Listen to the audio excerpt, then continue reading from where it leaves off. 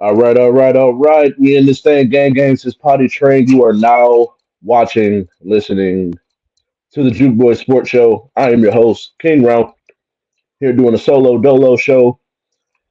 Just started doing two shows a week, so we pumping them out. Friday, you can catch us live. Well, technically, it's a pre-recorded episode, but we'll be live at 4 p.m. Pacific time on Fridays, 8 o'clock Pacific time on Tuesdays. Excuse me. Got some combine breakdown being released this weekend, so you'll be able to watch that on Monday in its entirety. I got some editing to do over the weekend, but we got a good show to get to. Sad news, nothing sports related, but if you see the shirt, Toriyama has passed. Who, for those that are not in the anime community, is the creator of Dragon Ball and Dragon Ball Z, which is what started my journey as far as my love for anime. So it sucks to see RRP to one of the goats. But before we get started, got to send a shout out to the sponsor. If you want to do any podcasts like what you're watching, music videos, photo shoots, call the number on the bottom of the screen, 707 Fitboxer. Make sure you go and you follow all of our socials, like, comment, subscribe, share, all that good stuff. Catch us at Juke Sports Show on Instagram. Follow, like the He Say She Say channel on Facebook. Subscribe on YouTube, Juke Media, and then follow me everywhere on all my platforms. You can catch me on everything at KyngrAlph.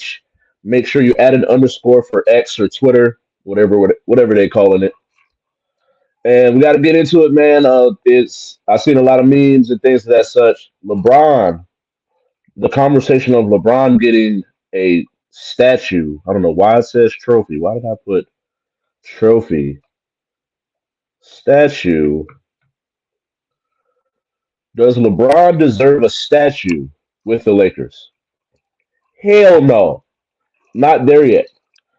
And this is one of those things where, like, we got to separate LeBron. LeBron is one of the GOATs. He's one of the greatest 3 to 5 basketball players of all time, wherever you want to put him. He's in my top three. But with the Lakers, he's just not there. It is what it is. He has no MVPs, one championship. Yes, he has some accolades. He hit the 30,000 point mark. He passed Kobe as a Laker. He passed Kareem as a Laker. He's hit the 40,000 point mark with the Lakers. But the Lakers are one of those prestigious teams that just getting to the playoffs is not what we're here for. We're here for titles. Titles. This is Title Town. Magic was homegrown. Kobe homegrown. Kareem was beloved because most people don't even really realize that he played for another team. Shaq, we know Shaq with the Magic, but he was only there for 4 years. After that, he was there from 92 to 96, and then he was from 96, 97 season. He was there with the Lakers until 2003, I believe. 2004. No, I think he was there 2004. He was traded the year after that. And so LeBron just isn't there yet.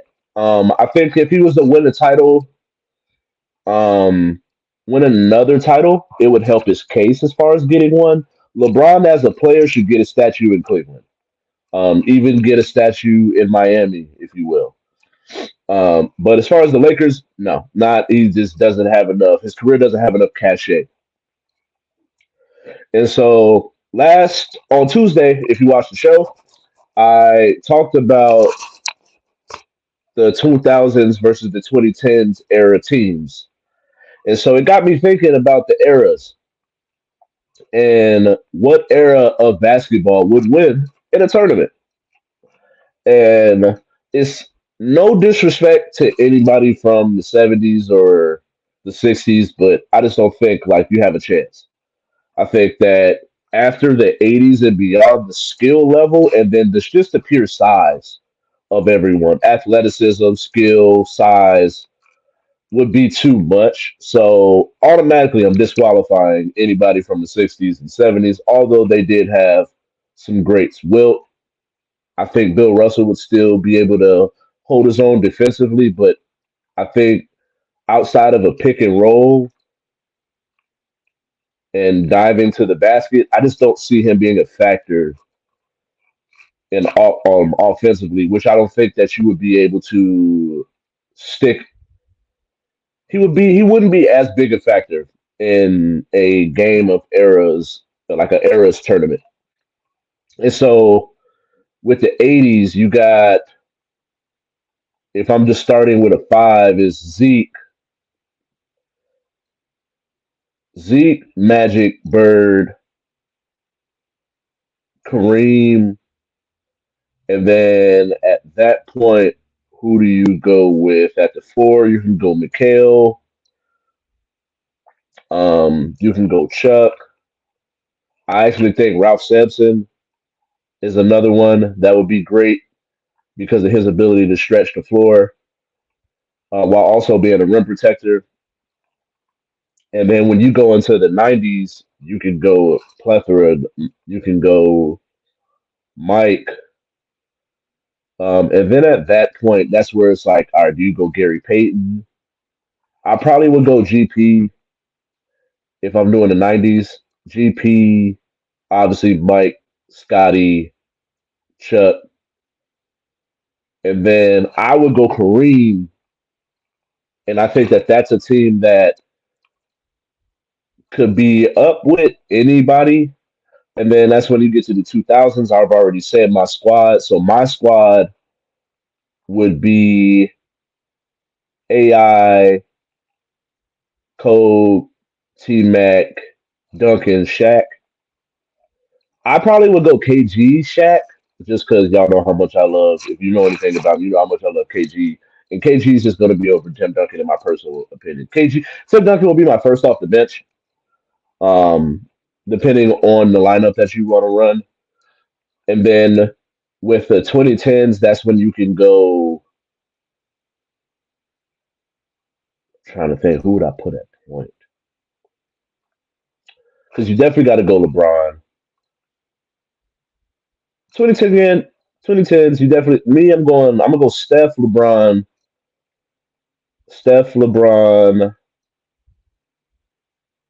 I'm gonna go Steph, LeBron, Melo, KD, Dwight is my five. But I wouldn't be surprised to see anybody else. Um, and then this era that we're in currently is, I probably would go Ja, Book,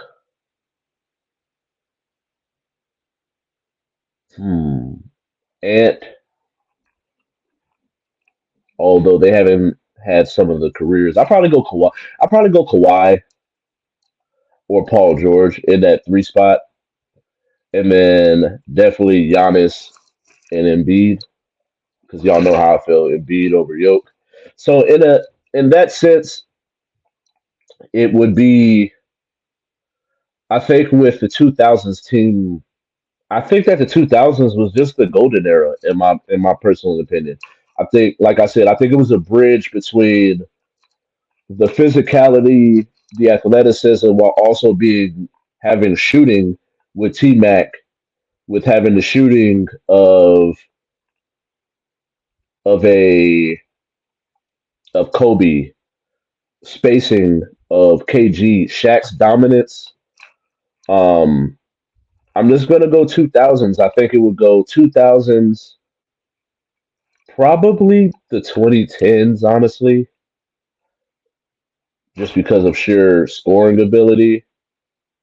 But I think that that '90s team that I picked would be able to put up a good run for money. But I think that GP's ability. on defense. I feel like defensively they would do very well, but offensively, outside of Chuck, Akeem, and Mike, I feel like the other guys are kind of limited when it comes to the spacing on the floor. So I think it'd be easier to guard them. And so yeah, 2000s. I got 2000s. I got the 2010s, and then I probably go 90s. Although I feel like Mike could will the team to just get it would go 2000s, 90s, 2010s would go the top three in that in this tournament that we if we have. Um, I seen just before shout out to KG and Paul Pierce in that podcast that they have. I forget the name of it right now, but I think they have a really good content. And then I think that one of the things they talked about was the era that we're in college sports, college basketball specifically. And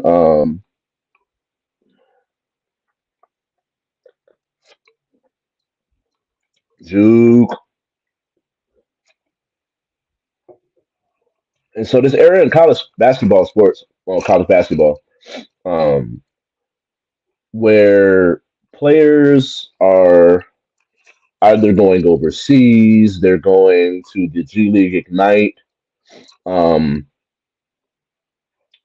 and just being one and done in college. I feel like it's we're getting to a point where name me five college basketball players, and I'm just sitting here and I kind of follow. So it's like I know Wags, DJ Wagner. I know I think it's Edie from Purdue. And then after that, it's like I'm sitting there. I really have to look up actual player names where I could name Angel Reese, Caitlin Clark, Juju, Paige Buchers, um, Haley Van Lith, Flage, um, and it's starting to get to the point where women's college basketball sports is being they have more recognizable players, which has always been my thing about when it comes to the growing the sport where we have these attachments to these players when March Madness happens we have they do these backstories on these teams Loyola in Chicago and the nun that um, travels with the team prays for the team like you have those type of attachments to the team itself certain players a couple years back Florida Gulf Coast when they had um, the coach and his son were on the team and they were doing a deep tournament run. We have these attachments to these players where I felt like with women's it's like you know three players and then after that it's a big drop off and it's like who are these players? If they were to walk past you, you wouldn't even know who they were. Where now the Angel Reese's, the Haley Van Lith, the Caitlin Clark's, Juju's doing her thing out in USC, Alyssa Pilley in Utah. I think that these players are getting names and having names for themselves to where it's growing the sport in the right direction to the point where women are low key taking over the college basketball landscape. And with them having to stay in college until a certain age, 3 years, I believe it's 3 years. I don't think that it just wouldn't make sense for them to have to stay because graduating, because Tar said 23, and I was like, that just doesn't sound right. I'm using my phone right now to record, gave me better phone quality, so I can't look it up at the moment, but I'm gonna try.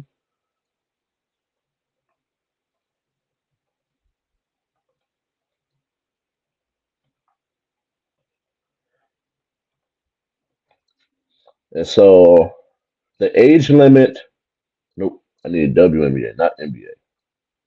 Is there an age limit? The league requires domestic drafts to be at least 22 during the year. in which the draft takes place. So he was close, 22, which I feel like is wild. I feel like if they can hoop, just let them hoop. But also, we're getting to a point where it's like with the NIL deals, specifically the women, it's like Andrew Reese is supposed to make 2 million this year, which the highest salary in the WNBA is 250,000.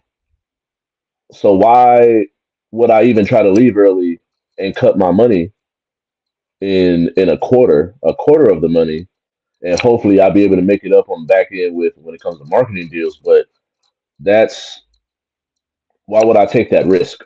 And so women's college basketball is taking over the landscape. I think this is a hell yeah, in my personal opinion. And then I didn't get a chance to write this one in, but Brian Windhorse or Windhorse, I'm not even gonna get into the jokes about him as a person. I just and people making jokes about his weight and no necks and stuff like that. I'm not gonna do none of that. But this specific take is stupid and dumb, and there's a lot of context that's being missing or that's missing. But he came out and he said that Allen Iverson and the way that Allen Iverson played basketball at the time that he played in the time period that he was with, he didn't. It wouldn't translate to today, and that's the thing for me where I'm like, there's a lot of context that's missing with this, and specifically, it's like you got to think about who did Allen Iverson play with when he was in the league, and it's like a lot of those teams when it specifically came to the Sixers, when you're looking at who else was on his team, specifically the year when they go to the finals, his best players are Aaron McKee, George Lynch, and Eric Snow. And then he has Tyron Hill, Tyrone Hill, and Matumbo. And he has 25 field goal attempts, shooting 42%. Then when he's finally on a team where he has some other scoring help, i.e., 2006, 2007, when he's playing with Denver, field goal attempts, he has six less field goal attempts, but he's shooting 46, 47% from the field. He jumps from 32% to 35% from three. So when you talk about him, yes, he was a high usage player when he came to Philly or when he was in Philly, but who else was he playing with that was going to go out there? If he's scoring 30, his next best player is scoring 15. And that's the thing where if we're going to talk about it, can we add context to everything? He was able to score 30 off 25 shots, yes, but who else was on that team that was going to give you any even half of that? And so I hate when we talk about certain things and then we don't add context. And so I got the numbers here. His set his second scorer on his team was Theo Ratliff, who was eventually traded. And then Aaron McKee averaged 11.6. Eric Snow averaged almost 10 and 7, and he averaged 31. Mutombo averaged 12. He averaged 12 and 12. So he was getting rebounds, protecting the rim, doing his job on the defensive end. But offensively, who was helping him? So when we talk about Allen Iverson, I'm not even going to get into the whole like how many points would he score in this era now that the game is more wide open, the game is faster, there's more possessions. He was just lightning quick on his own. But I feel like this is a terrible take because you're missing so many different steps in the context of what really happened. Why did he take so many shots when he was in Philly? He went from 25 to 19 shots a game when he played with Denver. Yes, they did get a little better when it came to Chauncey when they traded him for Chauncey. But if he had Melo, Jr., Kenyon, Nene on his squad, and his numbers went down, but the team was still in the playoffs every year. What would make? Why wouldn't that translate to today, where things are more wide open? There's more spacing on the floor. You can't double so much because there's shooters all over the court. So why wouldn't he be able to be as effective, if not more efficient, in today's NBA than he was when he had it was just him scoring 31 and then his next closest player was scoring 12 points a game. Where almost on every team at this point, all of the best teams, you got three or four people that can go get you 20 every night. And so I don't like this tape by Brian Benhorst. I'm not gonna go into all the extras and stuff like that, talking about his weight and who is he to be able to. It is what it is at that point. But that was a terrible take, and I definitely disagree. So with the rest of the time I got left, we got our quick hitters, NFL cuts. There's been some wild ones, some ones that I just don't think make sense. Broncos, they cut Justin Simmons and Russell Wilson. Bills are getting rid of Tredavious was Tredavious White, the cornerback Tredavious White. Dolphins got rid of Xavier Howard. Jamal Adams is cut by the Seahawks, and a lot of this is them just trying to get rid of money. Um, Justin Justin Simmons, the Broncos save $14.5 million, which they gonna need all of it because they're taking an $84 million dead cap hit just by releasing Russell Wilson. Jamal Adams, the Seahawks are saving 16.5 mil, and the Dolphins are saving 18.5 mil, releasing Xavier Howard. They're saving another 13 mil by releasing Emmanuel Ogba. And so teams are cutting cap, trying to figure out what they're going to do.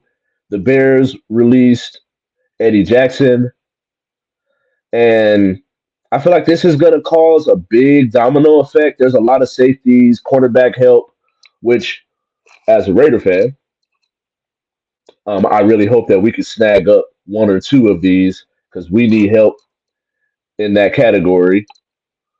Um, so I really hope that the Raiders, because specifically I'm a Raider fan, but also I live out here in Las Vegas, so I'm trying to do more covering some of my local sports. And so with these NFL cuts, I think that some just don't make sense. But then at the same time, there's some of them where it's like, all right, let me see if I can get off this money and save some money.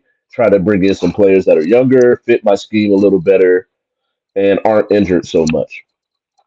And so, but like I said, I hope the Raiders can scoop up some of these defensive backs, and because there's a lot of corner help, there's some safety help. Shaq Barrett is another one that got released, someone to put on the other side of a Max Crosby. And so I'm curious to see what happens on Tuesday. I'm gonna do a where certain players are gonna go because the free agent market is either up and running or we're a week away. And so Jason Kelsey officially retires, and it leads me to the question: is he the greatest center of all time? And it's hmm, I got to look up these numbers to see if he is he. He's definitely one of them. He definitely changed the game. Going into it, he was a small center. Now look at him and what he was able to do. Super Bowl champion, got to multiple Super Bowls, was a leader on that team. I personally feel like he's more athletic than Travis Kelsey is. And let's pull up these numbers to see what we're looking at here. See what his accolades say. So he's a seven-time Pro Bowler, six-time All Pro, won one Super Bowl. And so I know Jim Otto made 10. He was 10-time All Pro, 12-time Pro Bowl selection in his 15-year career playing for the Raiders, which is the most by a center in NFL history. So as far as the modern day center, Jason Kelsey is definitely one of the greatest, if not the greatest modern day safety. Jim Otto didn't play, hasn't played since, let's see, because I don't even know that name. Yeah, he played in '74. Like, there's probably 12 teams in the league at that time. And so the athleticism that Jason Kelsey has had, leadership, fiery dog, got that dog in him. So I think that Jason Kelsey is definitely one of the greatest centers, NFL centers of all time. Um, I definitely will put him up there as the GOAT in modern day times with the speed of the game, the way that the game has transitioned. And so, speaking of transitions, we got an influx of Euros into the league.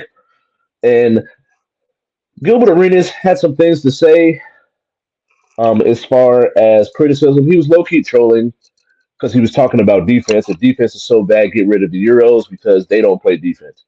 And when you really think about it, there's Giannis, there's Vic, and then after that, when you start thinking about Euros, everybody else is offensive minded.